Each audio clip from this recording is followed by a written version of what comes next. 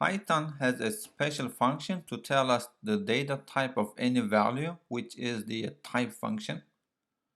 And the way it works is you call the type function and pass in a value, which in this case we're passing the value 3. We get return as class int. And then you can pass in a decimal number such as 3.1 and then get the return as float. And you can also pass a decimal number even if the decimal part is 0, you will still get float. And finally, you can create a variable and assign a value. In this case, we have a 32 assigned to myInt. And calling type on myInt will also return int. So let's see this in the Python shell as well.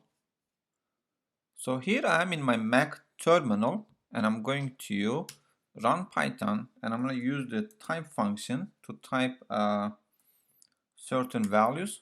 3 is an integer and 3.1 is a float and 3.0 is also a float. So what else we can do with this? We can create a variable 32, let's say, and we can call type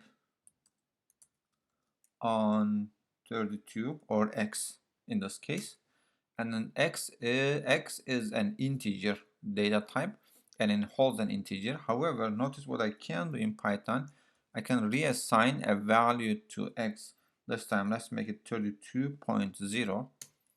If I call the same type function on x, now I get x as float. So if you notice here that Python dynamically assign values and data types to variables and it can change them at any time.